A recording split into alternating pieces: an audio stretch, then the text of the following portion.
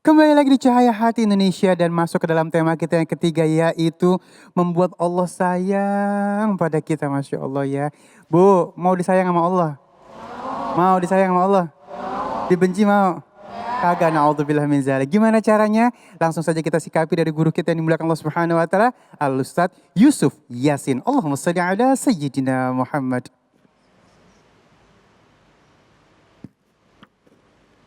Astaghfirullah, astaghfirullah, astaghfirullah, astaghfirullah.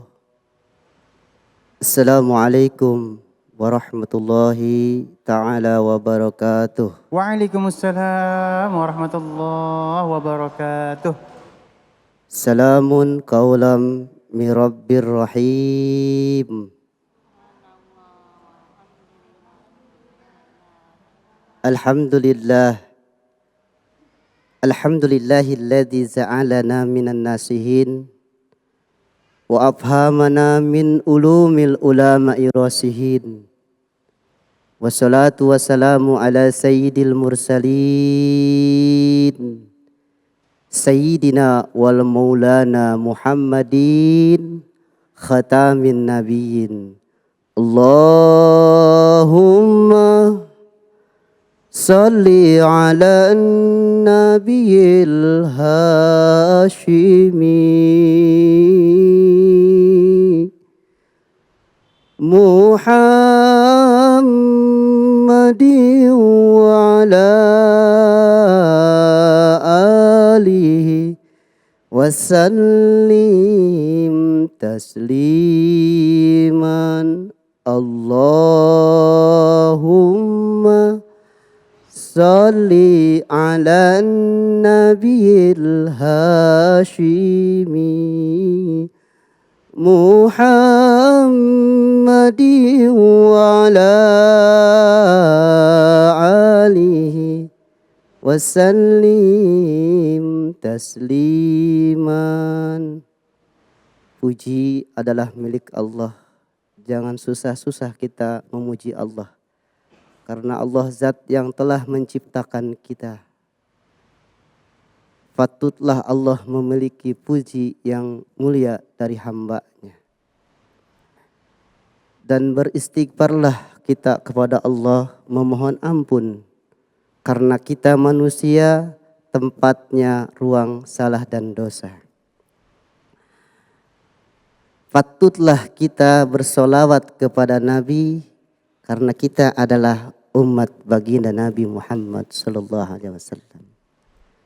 Alhamdulillah, bersyukur kepada Allah. Hari ini kita dapat bertemu muka, bermuasafahah, bermuazahah dalam acara yang sangat mulia di channel TV iNews Cahaya Hati.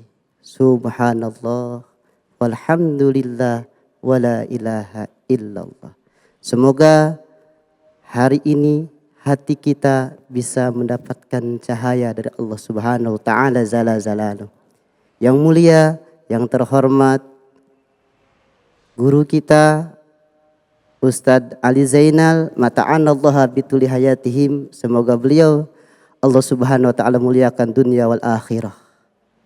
Jamaah Al-Barak yang dirahmati Allah Subhanahu wa taala, semoga masuk surga. Amin ya Allah ya rabbal alamin. Pemirsa di mana saja berada, cahaya hati semoga menerangi Indonesia dan Nusantara yang kita cintai, dan sampai ke negara-negara yang termasuk muslim dan non-muslim. Jamaah yang dirahmati Allah Subhanahu wa taala, alhamdulillah saya bersyukur pada kesempatan hari ini bisa berdiri, diberikan nikmat sehat walafiat, sempat kita dapat duduk di dalam tamunya Allah Subhanahu wa taala. Dalam tema kali ini adalah bagaimana kiat kita mendapatkan kecintaan dari Allah Subhanahu wa taala zala zalaluh.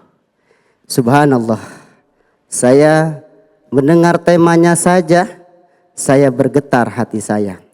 Karena kenapa? Sangat sulit banyak jalan yang kita tempuh, tapi sangat sulit kita mendapatkan kecintaan Allah. Bagaimana kiatnya supaya kita mendapatkan kecintaan Allah?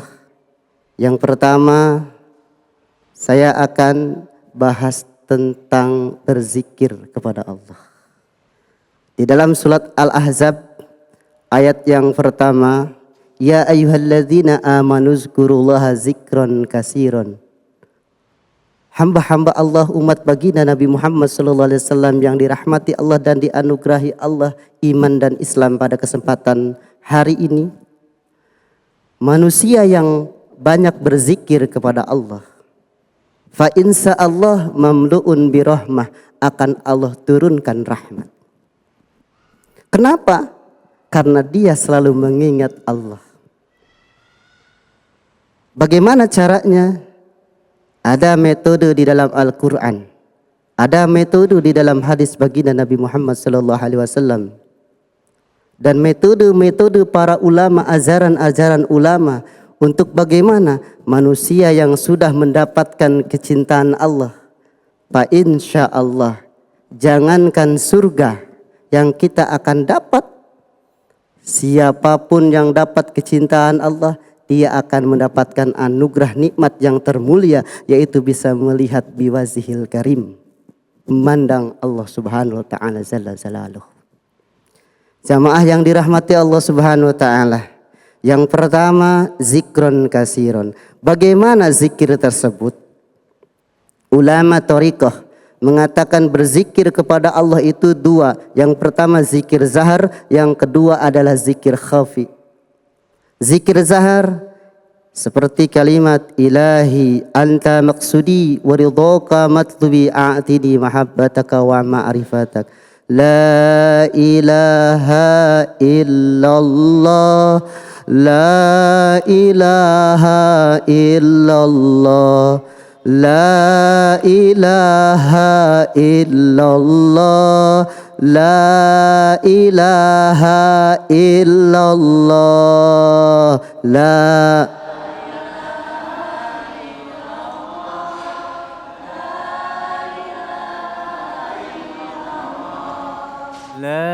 ilaha illallah la ilaha illallah la ilaha illallah. Lakukanlah zikir ini bukrata wa asilah, di pagi hari, terus di sore hari, di siang hari, di malam hari, kita selalu bersama Allah Subhanahu wa taala jalla jalaluhu.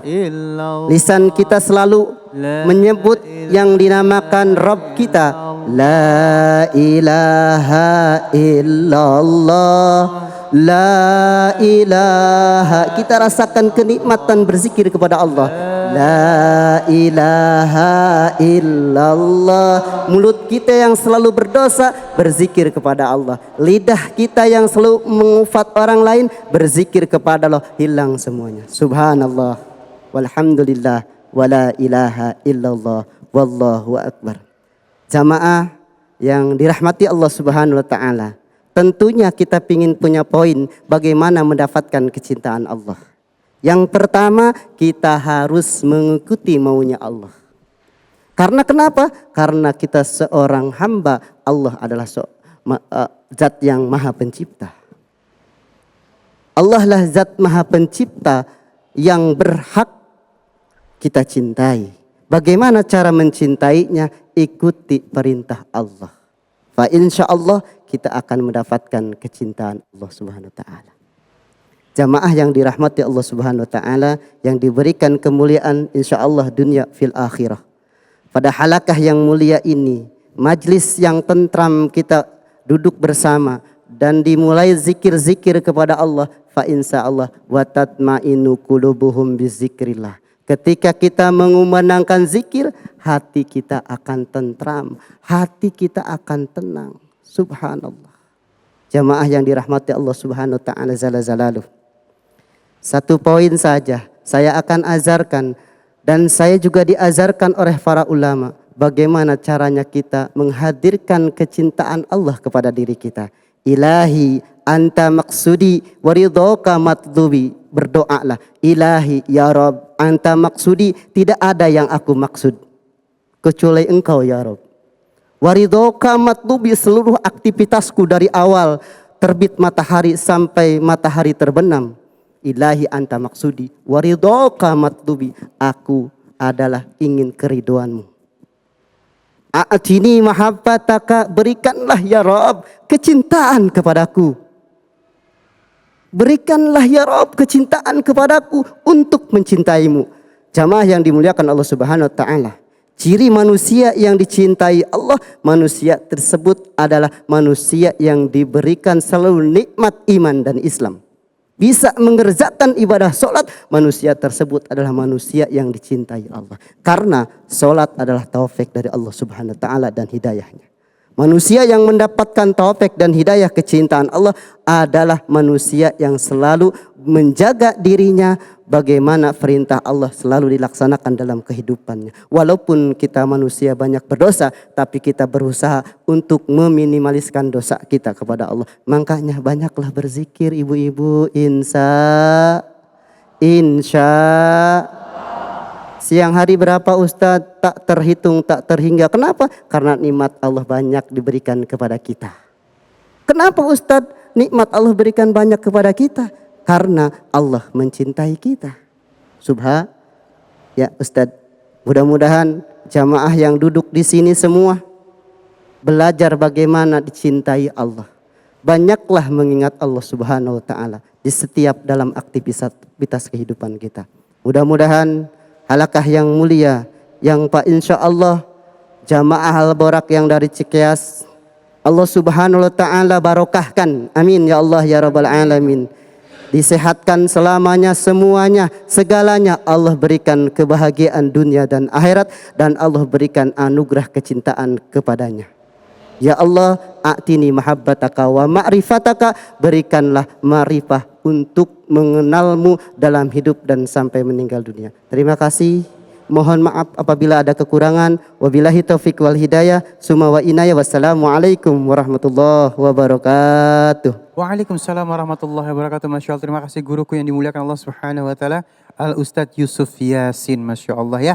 Dan baik jamaah yang dimuliakan Allah Subhanahu wa taala, sesaat lagi kita akan menjawab pertanyaan-pertanyaan yang sudah masuk melalui media sosial kita. Jangan kemana-mana, tetap bersama kami di Cahaya Hati Indonesia.